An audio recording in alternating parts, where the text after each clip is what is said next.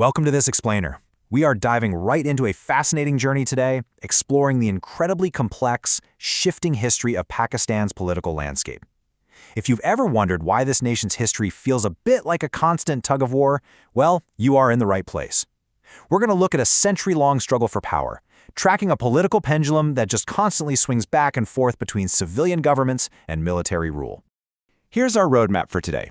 We'll be moving through the birth of Pakistan, early instability and East Pakistan, war and military rule, the civilian ping-pong, the Musharraf era and 9/11, and we'll wrap up with the return to democracy. All right, let's kick things off with Section 1, the birth of Pakistan, forging a new nation. Let's rewind to 1906. The All India Muslim League was founded because, some folks felt the Indian National Congress just couldn't fully represent Muslim interests. Fast forward to 1933, and a Cambridge student named Chaudhry Rahmat Ali actually coined the word Pakistan, which beautifully translates to land of the pure. Things really accelerated in 1940 with the Lahore Resolution demanding a separate state, and that culminated in the massive and frankly tragic 1947 partition that divided British India and officially brought Pakistan into existence. Now, to really grasp this, you've got to understand Muhammad Ali Jinnah's two-nation theory. Jinnah was the founder of Pakistan, and this theory was the absolute driving force behind the country's creation. He argued that Hindus and Muslims were entirely distinct nationalities, so different that they just couldn't coexist justly within a single, undivided India. People often joke that Jinnah practically created the entire country with nothing more than a secretary and a typewriter. Moving right along to Section 2, early instability and East Pakistan, a nation divided. Right out of the gate, the young nation hit some massive roadblocks. They were immediately struck by tragedy. Jinnah died in 1948, just 1 year after independence. Then the shocking assassination of Prime Minister Liaquat Ali Khan in 1951. Losing these towering figures left a massive political vacuum.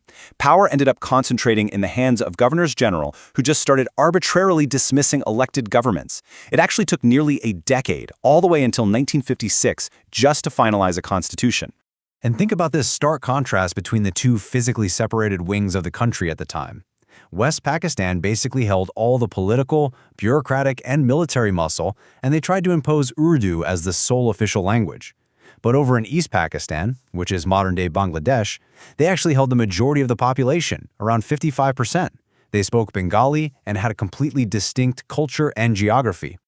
So, put yourself in their shoes for a second. How exactly do you govern a nation separated by 1,600 kilometers of hostile Indian territory with completely different languages and cultures? This immense geographic and cultural divide was essentially a ticking time bomb. Politicians in West Pakistan, mostly from Punjab, were deeply reluctant to give East Pakistan the democratic majority power that their population size actually warranted. Which brings us to Section 3, war and military rule. The pendulum swings. 1958. Mark that year down, because amidst all this political instability and rising public frustration, General Ayub Khan orchestrated the country's very first military coup.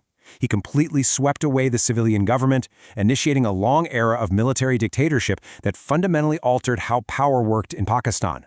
But the real breaking point finally arrived with the 1970 national elections. The results were incredibly polarizing. Over in East Pakistan, Sheikh Mujibur Rahman's Awami League won a massive, absolute majority of 160 seats. Meanwhile, Zulfikar Ali Bhutto's PPP dominated West Pakistan with 81 seats. But, and this is a huge but, the West Pakistani military and political establishment absolutely refused to hand over national power to the East Pakistani leader. That refusal, it led to a total breakdown. The political deadlock triggered a brutal military crackdown by the Pakistani army in East Pakistan in March 1971. And the devastating result was the Bangladesh Liberation War, intervention by the Indian Army, a massive surrender of Pakistani troops, and the permanent loss of East Pakistan. They became the independent nation of Bangladesh. The sheer shock of this defeat briefly forced the military to step back, handing power to civilian leader Zulfikar Ali Bhutto. Okay, Section 4, the civilian ping-pong, the 70s to the 90s. Well, civilian rule didn't last long at all. In 1977, General Zia-ul-Haq seized power in another coup, eventually executing Zulfikar Ali Bhutto. Zia deeply altered the fabric of the nation. He launched an intense Islamization campaign that changed the legal and educational systems entirely. And when the Soviets invaded Afghanistan in 1979, Zia partnered with the US to heavily fund and train the Afghan Mujahideen. This flooded Pakistan with foreign money, weapons, and millions of refugees, literally changing the region's geopolitical landscape overnight. After Zia died in a mysterious plane crash in 1988, the pendulum swung back to civilians. But it was a wild back and forth. Power rapidly bounced between Benazir Bhutto, who, by the way, was the first female head of a Muslim state, and Nawaz Sharif throughout the 1990s. It was a fierce rivalry. And here is the kicker. Every single one of these terms ended in an early dismissal by the president, almost always amidst heavy allegations of corruption and economic mismanagement. The decade concluded with some truly explosive events. In 1998, Pakistan successfully tested nuclear weapons, matching India. But then in 1999, the military engaged in the cargo war with India, completely behind Prime Minister Nawaz Sharif's back. When Sharif tried to fire his army chief, General Parvez Musharraf, well, the military struck back. Musharraf executed a bloodless coup in 1999, and boom, the pendulum swings right back to military rule. That takes us to Section 5, the Musharraf era and 9/11, a dramatic pivot. This era is completely defined by a massive overnight foreign policy pivot. Pre-9/11, Pakistan was actively supporting the Taliban regime in Afghanistan to maintain regional influence. But post-9/11, everything changed. Facing intense ultimatums from the United States, essentially, you're either with us or against us, Musharraf officially allied Pakistan with America's war on terror. He turned against the very Taliban government his military had just been backing. But man, this 180-degree turn did not go over well at home. It was incredibly unpopular. When militant fighters fled Afghanistan into Pakistan's loosely governed tribal regions, the U.S. pressured Pakistan to hunt them down. When the Pakistani army actually entered those tribal areas, it sparked massive domestic blowback. We're talking violent, bloody insurgencies and the rise of domestic terror groups like the Pakistani Taliban, who viewed the government's alliance with the U.S. as the ultimate betrayal. So, step by step, Musharraf's grip on power starts unraveling. In 2007, facing huge protests from lawyers and judges, he declared a state of emergency. Then, tragedy strikes again. Benazir Bhutto, who had just returned from exile, was assassinated during a campaign rally. In the resulting 2008 elections, civilian opposition parties won the majority.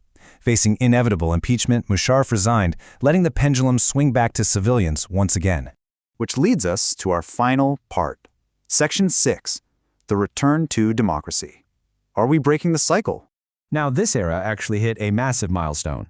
In 2013, for the very first time in the country's history, a civilian government completed a full 5-year term and transferred power to another civilian government. Nawaz Sharif returned for a third time, focusing heavily on economic investments from China. However, in 2017, the Supreme Court disqualified him over the Panama Papers leaks. Then, in 2018, cricket legend Imran Khan was elected as prime minister. He promised a new Pakistan, but he immediately inherited mounting national debt and really intense international scrutiny. But here's the underlying reality. Even with civilian prime ministers holding office continuously over the last decade, the military continues to heavily influence crucial decisions regarding defense, foreign policy, and national security from behind the scenes. The actors might have changed, but the underlying power dynamics remain incredibly complex. So, to wrap up this explainer, I'm going to leave you with this pivotal question. After looking at this century-long power struggle, with its mounting economic pressures and constant judicial and political